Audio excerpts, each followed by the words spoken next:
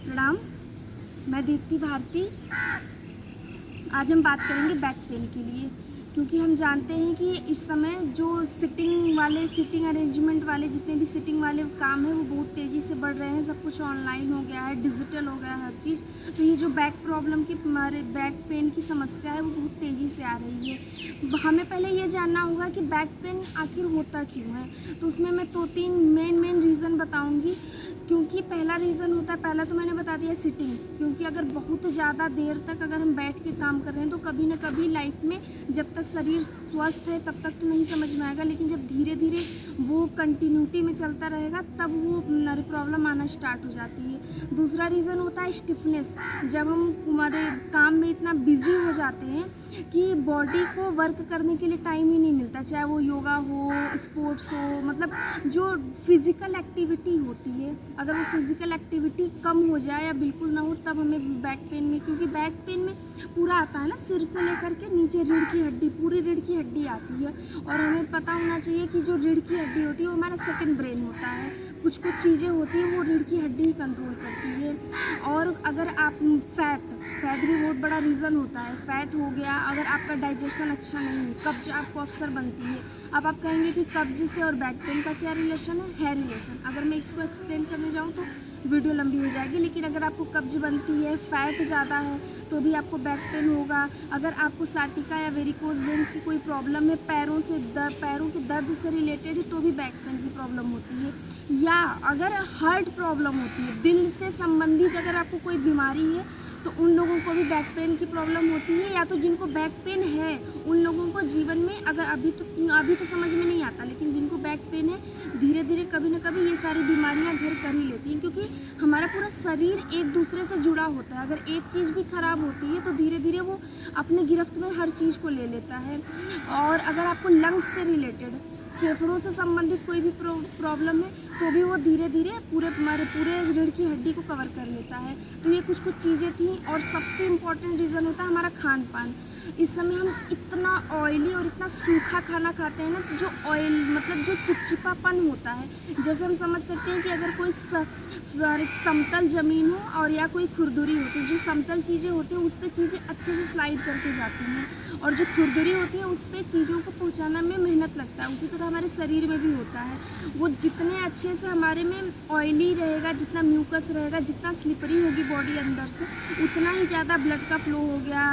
और इस क्या बोलते हैं, जो हमारे मल होते हैं और यूरिन होते हैं, इन सब का फ्लो बहुत अच्छे से होगा। इसका रिलेशन कोलेस्ट्रॉल और मोटापे से नहीं है, वो बिल्कुल अलग चीज़ है। जो जिनको हार्ट की समस्या होती है उन लोगों में उसमें दिल की जो नसें होती हैं उनके अंदर कोलेस्ट्रॉल का डिपोजिशन हो जाए तो वो अलग चीज़ होती है। और ये जो ऑयलीनेस होनी चाहिए बॉडी में, ये अलग चीज़ होती है।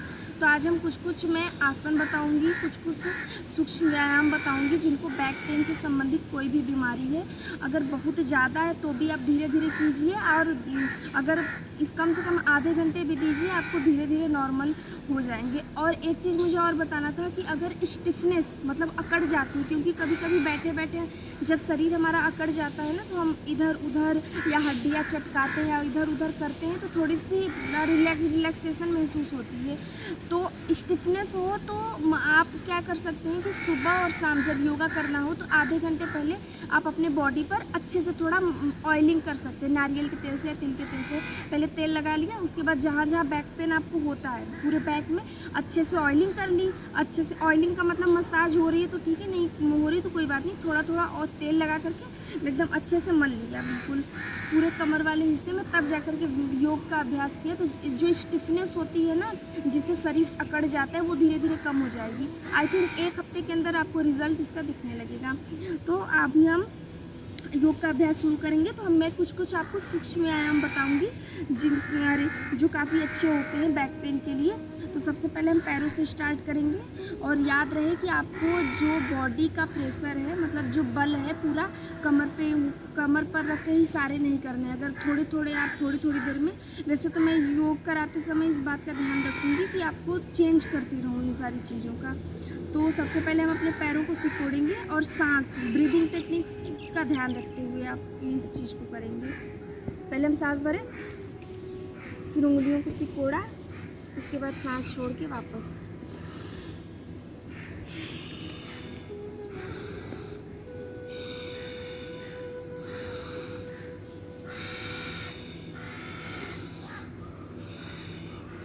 पूरे पंजे।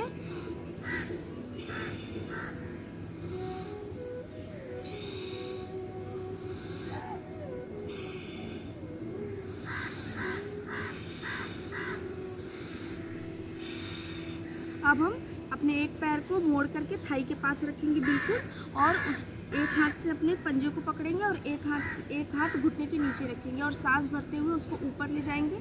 आपको ऐसे झुक के नहीं बैठना है, इस बात का आप ध्यान दीजिए कि आपको, जो कुछ लोग होते हैं योगा करते करते ऐसे झुक जाते हैं, तो आपकी रीढ़ की हड्डी बिल्कुल सीधी होनी चाहिए। हाँ, स्टार्टिंग में कुछ व्यायाम करते टाइम थोड़ा सा दिक्कत होगी, लेकिन योग करते करते आपको आदत हो जाएगी, तो ये धीरे धीरे आदत में हो जाएगी, तो ये पेन भी सही हो जाएगा। तो ऐसे बिल्कुल टाइट बैठना है और ये एकदम चेस्ट से आकर के लगेगा और यानी नीचे जाएगा। ठीक है, तो पहले हम सांस भरेंगे।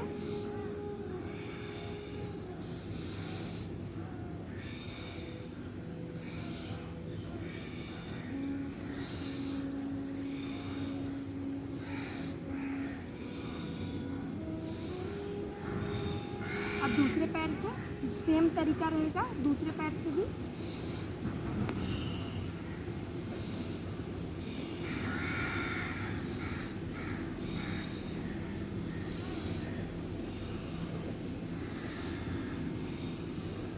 अब हम अपना एक पैर मोड़ेंगे और दोनों हाथ को इस तरीके से इंटरलॉक करेंगे। उसके बाद अपने पूरे थाई को चेस्ट से चिपका देंगे।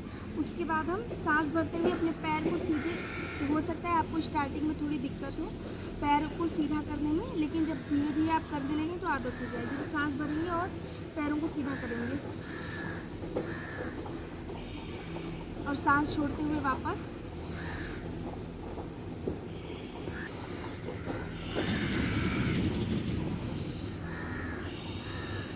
दूसरे पैर से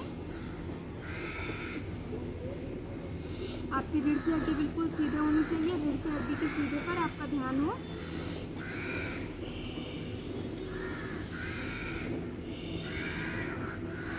चाहे तो होल्ड करके भी रख सकते हैं, आपकी इच्छा, नहीं तो कोई बात नहीं, जैसे ऊपर ले जाएंगे उसके बाद वापस आ जाएंगे। अब हम आएंगे वज्रासन में कुछ स्पाइन हाथों का भी सूक्ष्म व्यायाम करा देती हूँ आपको। तो सबसे पहले हम हाथ से स्टार्ट करेंगे। तो अपने हाथ की उंगलियों को सांस भरते हुए मुट्ठी बनाएंगे और सांस छोड़ते हुए खोल देंगे। और याद रहे कि जब हम खोल रहे हैं तो एकदम टाइट होनी चाहिए और मुट्ठी बने तब भी टाइट होनी चाहिए। ठीक है,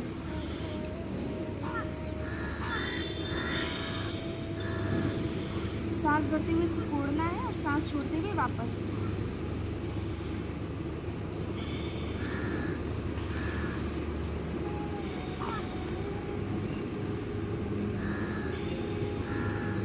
अब हम अपने दोनों हथेलियों को कंधे के ऊपर रखेंगे। सांस भरते हुए अपने कोहनियों को उठाएंगे और सांस छोड़ते हुए नीचे लेके जाएंगे। इस तरीके से आप एक बार देखिए कैसे कैसे आपको सामने मिला के जाना है। जैसे सांस भरा,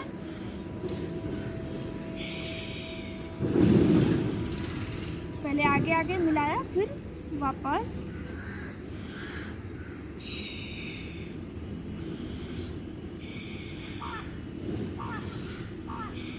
वैसे ही 4-5 बार आगे की तरफ और फिर 4-5 बार पीछे की तरफ।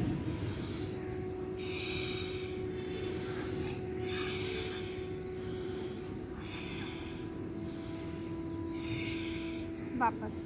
अब आपको एक अच्छा सा स्पाइन मूवमेंट में बता रही हूँ, ये काफ़ी अच्छा है। आप देखिए इसमें कैसे करना है। अपने दोनों हथेलियों को घुटने के ऊपर रखेंगे और जब हम सांस भरेंगे तो हमारा जो फेफड़ा है, जो चेस्ट है, वो बाहर की तरफ जाएगा और ये जो हमारा गड्ढा वाला हिस्सा है वो अंदर की तरफ आएगा। तो आपसे जितना हो पाए उतना कीजिएगा। ये काफ़ी अच्छा स्पाइन, मतलब रीढ़ की हड्डी का जो मूवमेंट है वो काफ़ी अच्छा है। दर्द में काफ़ी आराम मिलेगा आपको। तो पहले हम सांस भरें,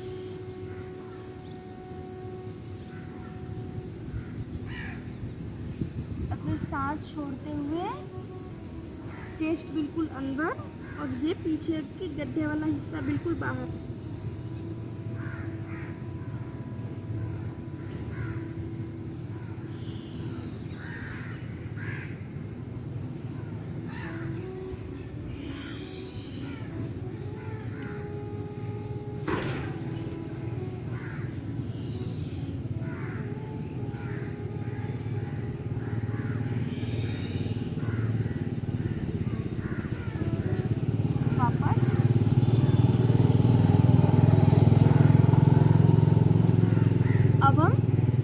अपने गर्दन की मूवमेंट कर लेंगे, एक बार रोटेट कर लेंगे तो सांस भरते हुए लेके जाएंगे और सांस को छोड़ते हुए दूसरे साइड वापस लेकर आएंगे।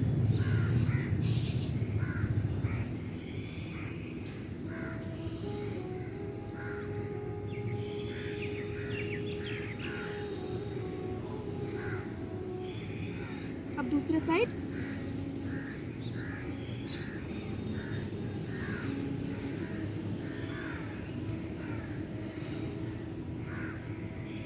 अब जितना धीरे हो सके उतना धीरे कीजिए। अब हमें अपने स्पाइन को धीरे धीरे साइड ट्विस्ट करना है। तो इसमें हम क्या करेंगे, पहले हम साइड से हाथ ऊपर उठा लेंगे। अब उसके बाद एक हाथ हमारा ऊपर रहेगा और दूसरा हाथ नीचे आएगा, और फिर हम हमने सांस भरते हुए हाथ ऊपर किया। फिर जब सांस छोड़ेंगे तो ये हाथ थोड़ा सा दूर रहेगा और उसके बाद नीचे झुकेंगे सांस छोड़ते हुए। याद रहे कि जब हम झुकेंगे तो आपके पैरों में और हाथ में इतना गैप होना चाहिए कि आपकी कोहनियाँ आराम से मुड़ सके, आप जितना मोड़ पाएँ। चाहे तो पूरा मुड़ सकते हैं, लेकिन पूरा मुड़ते हैं तो स्पाइन पे हमारे थोड़ा सा प्रेशर पड़ता है, तो आप अपने दर्द के हिसाब से मोड़िएगा।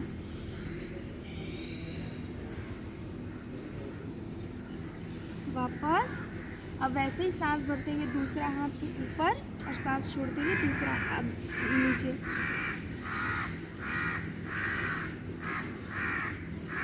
वापस। अब सांस भरते हुए हाथ को ऊपर और सांस छोड़ते हुए साइड में झुकेंगे। इसको कम से कम आप अपने दर्द के हिसाब से 4 से 5 बार कीजिएगा। वापस। ठीक है। और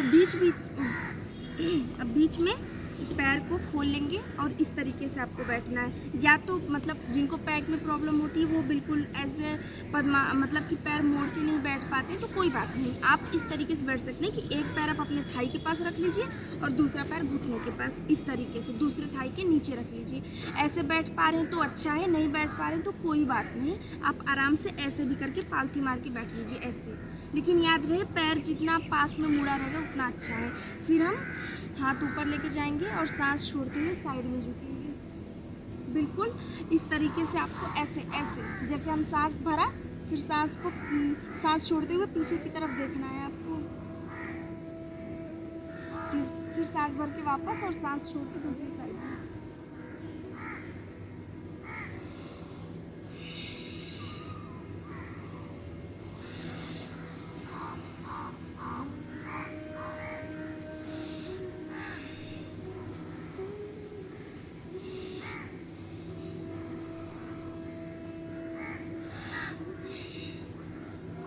वापस। अब एक आसन है अच्छा सा, ये आसन काफ़ी अच्छा है बैक पेन वाले प्रॉब्लम लोगों के लिए। इसमें हमें क्या करना है कि अपने पैर को मोड़ेंगे और एक पैर घुटने के पास ला के रख देंगे।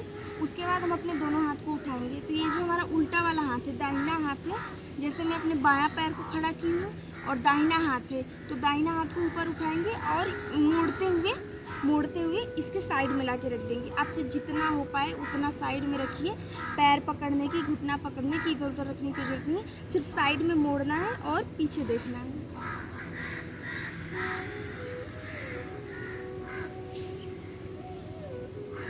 इसमें आप जितना होल्ड कर सकते हैं उतना ज़्यादा अच्छा होगा आपके लिए। होल्ड नहीं भी कर पा रहे तो कोई बात नहीं, जब धीरे धीरे आपका दर्द ठीक होने लगेगा, ख़त्म होने लगेगा, तो अपने आप रिलीफ मिल जाएगा।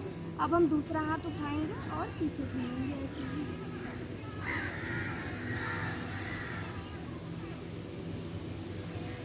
3 से 4 बार ये आसन को आपको 3 से 4 बार इस आसन का भी आपको अभ्यास करना है। सांस छोड़ते हुए वापस जाएंगे, अरे पीछे झुकेंगे और सांस भरते हुए वापस आएंगे।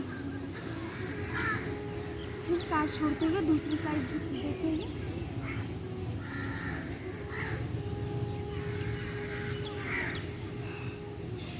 एक में जिनको बैक पे स्टिफनेस मतलब सब शरीर अकड़ जाती है तब भी बिल्कुल ऐसे कमर दर्द और पूरा बैक दर्द करता है, तो इसमें क्या करना है, अगर बीच बीच में ऐसा होता है और आप कभी भी खाली हैं, पैर फैला लीजिए, पूरा पैर फैला लीजिए और दूसरे साइड में देखिए और हल्का सा झुक करके अपने शरीर पूरे हाथ का बैलेंस आप पूरे शरीर आपका पूरे शरीर का भार आपके हाथ के ऊपर, मतलब स्पेशली ऊपर का भार आपके हाथ के ऊपर रहेगा। ऐसे ऐसे झुकना है आपको, और ये दूसरी साइड से ऐसे। आप लोग को याद होगा कि जब हम कभी शरीर बिल्कुल अकड़ जाता है, एकदम अजीब सी थकान हो जाती है, तो हम अपना हाथ पैर उंगलियों को जब इधर उधर मोड़ते हैं तो हड्डी चटकती है। तो जब हड्डी चटकती है ना, तो काफ़ी अच्छा रिलीफ मिलता है बॉडी को। तो ये हड्डी अपर जितनी भी प्रॉब्लम होती है उसके लिए सबसे बेस्ट होता है।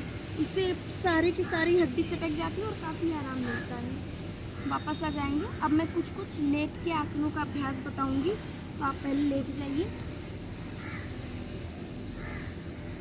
लेट जाने के बाद अपने पैर में कम से कम कंधे की जितना गैप रख लीजिए। इसके बाद आप अपने हाथों को अच्छे से अपने थाई के नीचे रख लीजिए। अब सांस भरते हुए एक पैर उठाएंगे। सिर नहीं उठाना है, थोड़ी ज़मीन से लगी रहेगी। याद रहे, इस आसन में आपको होल्ड नहीं करना, जैसे जाना है वैसे तुरंत वापस आ जाना है।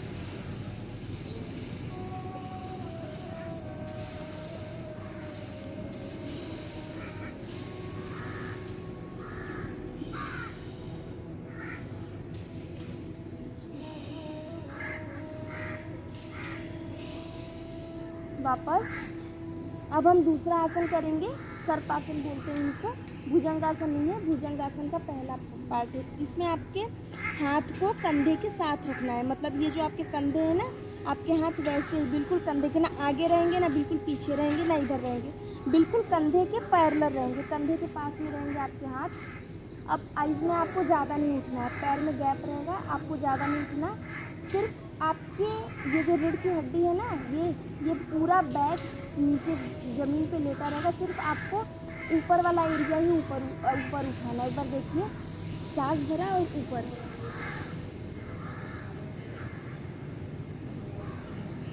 वापस, फिर सांस भरा,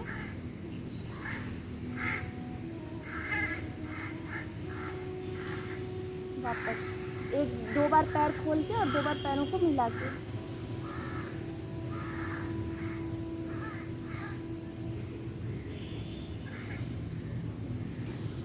एक बार और। ये हमारा अच्छा सा अभ्यास था आसन का। अरे पेट के बल। इसमें आपको एक और आसन है, इसमें आपको अपने दोनों हाथ को इस तरीके से बढ़ा के रखना है, और दोनों हाथ के बीच में आपको हड्डी इस तरीके से आप रख देंगे। अब दोनों हाथ के बीच में आप अपने जो चिन्ह है आपका थोड़ी, इसके बीच में रख देंगे। अब उसके बाद अपने कंधों के जितना कोहनियों में फासला देके आप आराम से पैर मोड़ सकते हैं, ऐसे जैसे ऐसे अचानक से बच्चे बैठते हैं ना, या तो हमें इस वाले आसन में बहुत रिलैक्स मिलता है। ये काफ़ी अच्छा आसन होता है। अगर आप बीच बीच में थकने लगते हैं या कभी किसी से बात कर रहे हैं, ऐसे पड़े हुए हैं या लेटे हुए हैं, तो आप ऐसे ऐसे करके अपना लेटने वाला काम या बात करने वाला या बीच बीच में थक रहे तो ये कर सकते हैं। ये भी काफ़ी अच्छा होता है बैक पेन के लिए, काफ़ी रिलैक्स मिलता है इससे। वापस अब हम आ जाएंगे पीठ के बल पे। पीठ के बल पे मैं कुछ आसनों का अभ्यास बताऊंगी आपको। तो सबसे पहले अपने पैर में थोड़ा सा गैप, उसके बाद सांस भरते हुए पैरों को ऊपर उठाएंगे। जितना होल्ड नहीं करना है आपको, जितना ऊपर आराम से, बिल्कुल एकदम झटके में नहीं लेके जाना, एकदम आराम से लेकर आइए और आराम से लेकर जाइए। बिल्कुल सांस भरते हुए ऊपर, धीरे धीरे, और जितना ऊपर जा सकता है उतना, उससे ज़्यादा नहीं। फिर सांस छोड़ते हुए आराम से धीरे धीरे वापस, फिर दूसरे पैर से आराम से ऊपर, धीरे धीरे, फिर आराम से वापस।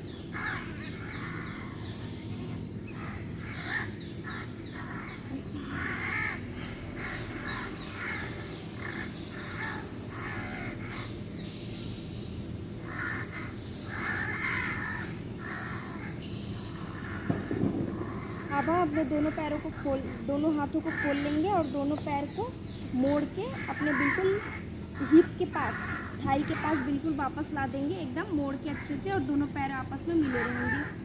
अब उसके बाद आपको इस बात का ध्यान देना है कि हम सांस छोड़ते हुए जिस साइड में अपना पैर मोड़ेंगे और उसके दूसरे साइड में हमारा फेस जाएगा। फिर सांस भरते हुए पैर को ऊपर और सांस छोड़ते हुए दूसरे साइड। बिल्कुल धीरे धीरे सांस लेते हुए आराम आराम से करना है आपको, जल्दबाजी नहीं करनी।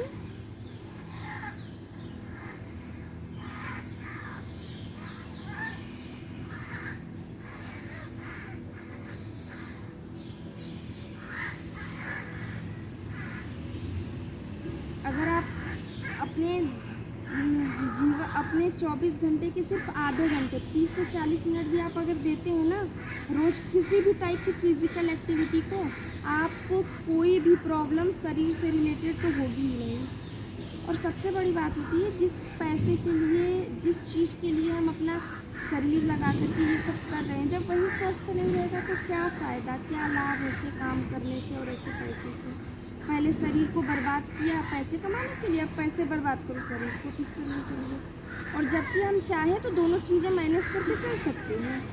अब हम अपने दोनों पैर में गैप कर लेंगे अपने कंधों से जितना, और कंधों से थोड़ा सा ज़्यादा भी कर सकते हैं, कंधों की जितना मिलेगा तो चलेगा। अब ये ध्यान देना है कि हमारा जो घुटना है जब हम मोड़ेंगे तो वो दूसरे पैर के पंजे के ऊपर आएगा। तो सांस छोड़ते हुए दूसरे साइड फेस रहेगा और एक घुटना पैर के पंजे पे और दूसरा बिल्कुल जमीन पे टिका हुआ। फिर सांस छोड़ते हुए दूसरी साइड।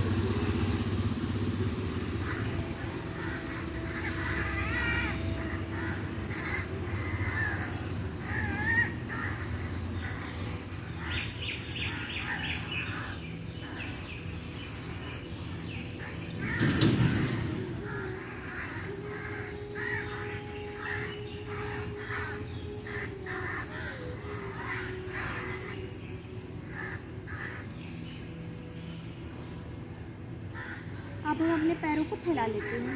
याद रहे हाथ बहुत ज़्यादा इधर नहीं होंगे ना ज़्यादा इधर होंगे, बिल्कुल आपके शरीर के पैरेलल होंगे। अब हम एक पैर को मोड़ेंगे, जैसे हमने बैक का ट्विस्ट वाला आसन किया था ना, उसी तरीके से एक पैर को मोड़ना है और दूसरे पैर के साइड में रख देना है। दूसरे पैर के साइड में, घुटने के साइड में रखना है। अब हम सांस को छोड़ते हुए मुड़ेंगे। ज़रूरी नहीं है कि आपका मुड़ते टाइम घुटना ज़मीन से चिपके, कोई ज़रूरी नहीं है। जितना मोड़ पा रहे हैं आप उतना मोड़िए। वापस अब फिर दूसरे पैर को उठा करके मोड़िए और दूसरे साइड घुसेंगे।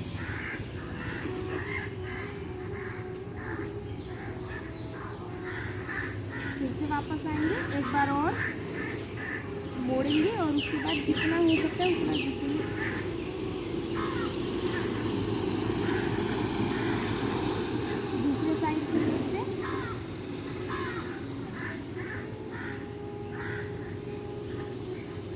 ये काफ़ी मतलब ये वाला आसन है वो हमारे पूरे रीढ़ की हड्डी को असर डालता है, मतलब इस तरीके से रोटेट करता है।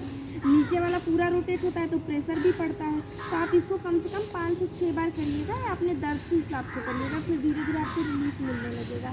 अब ये लास्ट एक आसन है जिसमें हम अपने पैर को फैलाएंगे पहले, और उसके बाद हम जितना दूर रख सकते हैं, अगर चाहे तो कुछ लोग पैर के पास भी ला सकते हैं, लेकिन कोई बात नहीं, थोड़ा सा इसमें प्रेशर लगता है। तो आप पैर को दूसरे साइड रखिए और फेस को दूसरे साइड। वापस होल्ड नहीं करना आपको। आपका जब दर्द धीरे धीरे ठीक होने लगेगा तब आप होल्ड करिएगा। पहले तो आपको सिर्फ ऐसे ही आसन में लेके जाना है और फिर उसके बाद आसन से धीरे धीरे वापस लेके आ जाना है। धीरे से आसन में ले जाएंगे और धीरे से वापस आ जाएंगे।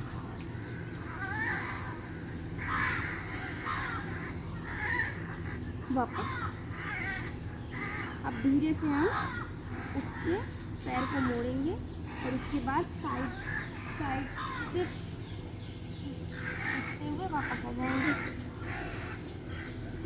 तो ये कुछ अच्छे आसन थे जो बैक पेन के लिए सबसे ज़्यादा हेल्पफुल होते हैं, मतलब सबसे ज़्यादा लाभदायक होते हैं। और जिनको बैक पेन की प्रॉब्लम होती है उन लोगों को प्राणायाम करना तो चाहिए, लेकिन अगर ज़्यादा प्रॉब्लम है या दर्द ज़्यादा है तो प्राणायाम नहीं करना चाहिए, क्योंकि एक तो बैठते हैं दिन और कपालभाति करें या भस्त्रिका करें तो उसका डायरेक्ट असर पड़ता है। तो अगर, और मैं इसलिए भी नहीं बता रही हूँ क्योंकि वो ज़रूरी नहीं कि आप प्राणायाम बिल्कुल सही ही करें, गलत भी कर सकते हैं तो उसका उल्टा प्रभाव पड़ता है। इसीलिए अच्छा है कि आप वो ना करें, ये ज़्यादा अच्छा रहेगा। तो हम सिर्फ एक प्राणायाम करेंगे, अनुलोम विलोम, वो काफ़ी अच्छा होता है। उसको आपकी सिर्फ रीढ़ की हड्डी पूरी सीधी रहेगी और वो पेन जैसे होता है ना कि हम अपने दर्द को ख़त्म करने के लिए पेन किलर खाते हैं, उसी तरीके से अनुलोम विलोम पेन हीलर होता है। वो हमारे अंदर के सारे घाव को भर देता है बहुत अच्छे से। तो अनुलोम विलोम हम करेंगे। पहले हम ये जो हमारे हाथ है, हाथ की पोजीशन, ये जो पहली वाली उंगली है वो अंगूठे के थंब में लगेगी बिल्कुल बेस में, और दूसरा जो हाथ रहेगा इस तरीके से, और इसकी दोनों उंगलियां हाथ अंगूठे के बेस में लेकर आएंगे और धीरे स्टार्ट करेंगे। पहले बाएं नाक की छेद से सांस भरेंगे, दूसरे से सांस को छोड़ देंगे।